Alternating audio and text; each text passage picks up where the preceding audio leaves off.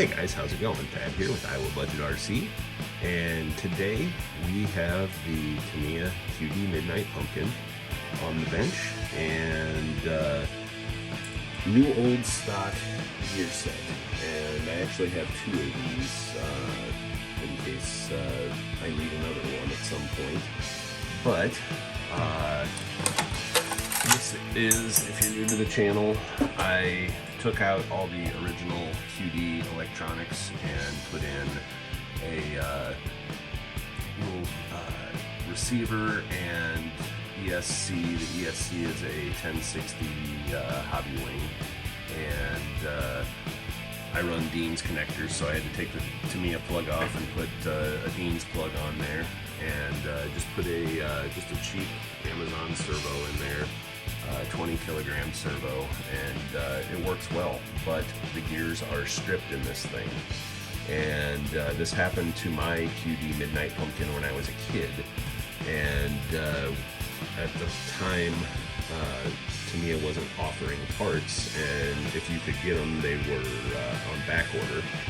And so my grandpa and I pulled it apart, and he ended up using, as I remember, Duro super glue number 5, and it was a gel super glue, and it glued everything back together. And then he made a couple metal pieces to hold things together and screwed them in. And my grandpa was an engineer for International Harvester, and he could do some amazing stuff with very little tools. But anyway, so now, since the gears are stripped in this thing, we've got the new gear set, and I'm going to go ahead and get that put in here today. So I'm going to take you along the way with a few steps, and it's not going to be really a how-to, it's just going to be how I do it. And it's been, probably 25 to 30 years, something like that, since I pulled the transmission apart on one of these. So it's going to be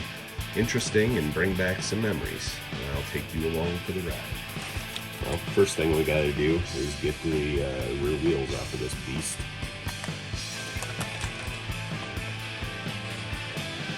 There's one.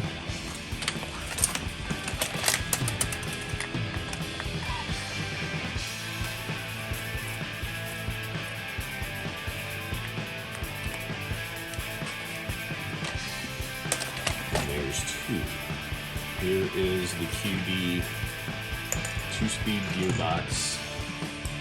It's got a high and a low, and it actually mounts very similar to the original real Midnight Pumpkins, as to where there's a little slider here. This one happens to be connected to the battery boxes, but I had to make this piece to go around here because the bottom of this battery box was broken out, so it wouldn't hold the rear end in there. But now it holds the rear end in there, and so in order to get this off of here, we need to, first of all, I'm going to disconnect my motor wires. Oh, I can't do that, I guess, because well, there we go. The black one pulled out. That's a problem. I guess I didn't get the solder melted on that one, so that's a good check. I'm gonna go ahead and do that right now, so I don't have future problems.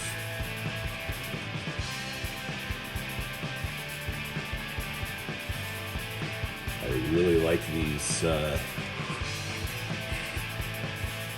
connectors because they have low melt solder in them, and they work really well. So let's discombobulate that wire, and let's get the hot lead here, discombobulate it. I'm just going to go ahead and cut that one zip tie. Zip ties are cheap and plentiful around here. Alright, did I melt that side? Yeah, that side I melted. This one I forgot. So, you know, it's not a bad thing, I guess. So now we're going to pull this battery box off. I'm going to pull the shock screws out first and then pull the battery box off, so I'll bring you back at that point. Alright, so as you can see, we've got our transmission disconnected from the frame, and this is all held together with Phillips screws, and only a few of them actually. First thing I'm going to do is pull the motor cover off.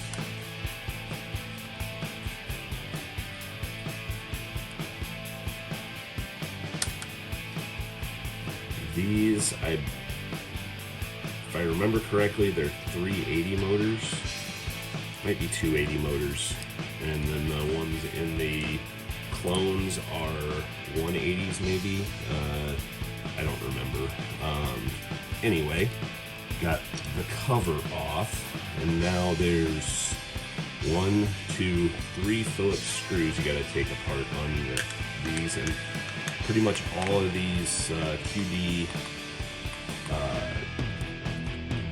transmissions that Tamiya had out of their whole QD line, whether it was the buggy or the truck, are pretty much the same. And also, if this is an epic failure, I can get a grasshopper transmission and or like an original Midnight Pumpkin transmission and put that on here. So we've got our 3 transmission case screws. 2,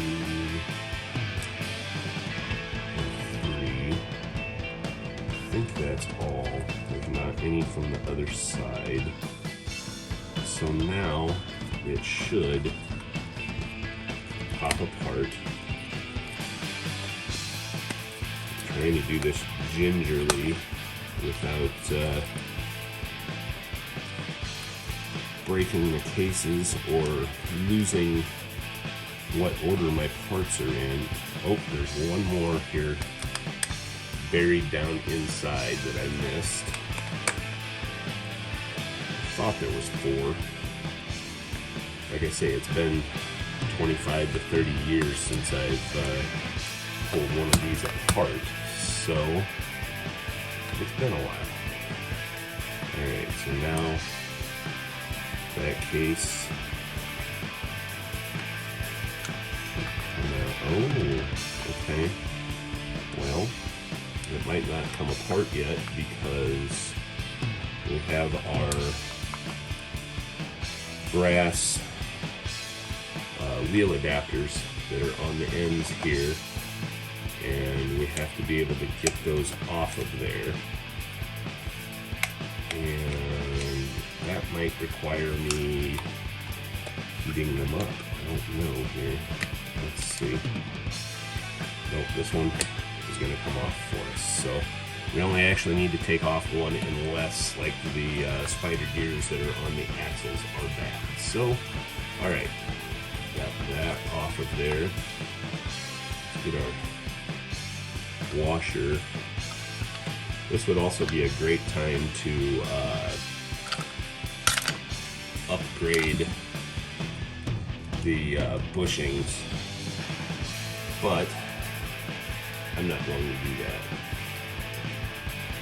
This goes in here like so, and that moves that gear side to side.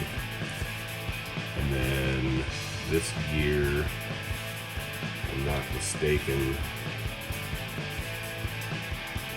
rides on the shaft like so. Let's see.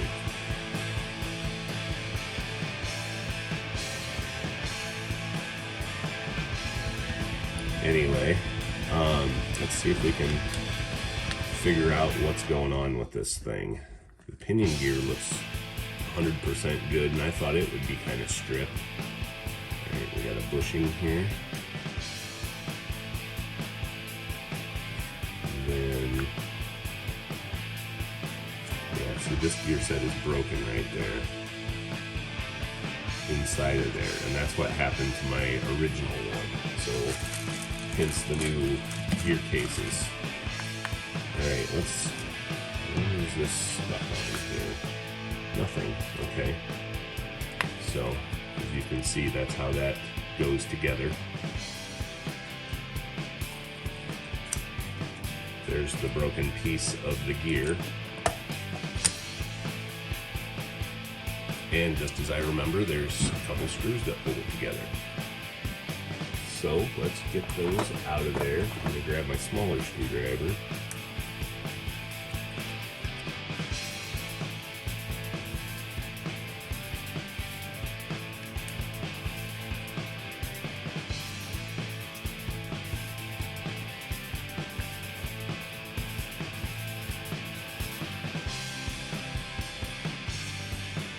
Inner case looks okay there. So we have this bevel gear, and then we have spider gears, and this is the centerpiece that always breaks, and unfortunately I don't think I have that centerpiece, so we may have to figure something out here. Let me look and see what I've got. Well, I got duped because this is not the same gear set. So we're gonna have to see if we can make this work. Maybe glue the pieces back together, like we did back in the day with when my grandpa helped me. And that is the spider gear holder, and that absolutely has to be together in order for this all to work. And I don't think the only thing that might be similar is maybe the bevel gears, and even those look slightly different. So that's the problem with buying stuff online, you know, and it looks legit, but it is not. And so it's time to come up with plan B on this thing. One thing I wanted to show here is this is the Radio Shack version, and it is way smaller, as you can see, than the Tamiya. Physically, you know, the gears are smaller. But what Radio Shack did that's superior to Tamiya is they knew people were going to be beating the hell out of these things, and so the whole spider assembly and all of this jargon here that was inside of that gear set is all contained in this sealed differential, and that is, in my opinion, superior to the way the pumpkin was set up. The earlier Radio Shack ones, the transmission is different and is pretty much exactly like the pumpkin. This is one of the later ones, which I believe were Tayo made versus being made by Tamiya. So, you know, when they stopped using Tamiya patents and whatever, they had to switch things up a bit. But to me, this looks far superior to this setup, because that's the problem with these QD trucks is the transmissions. Everything else is great about them, even in stock form. So I just wanted to insert that and show the differences. Now, if worse comes to worse, I could put the Radio Shack transmission in this, but the gearing is going to be different, and it wouldn't be the same. And now that you know, I've seen this, that may be an option, but who knows. Anyway, that is the differences between the two and the way they're set up.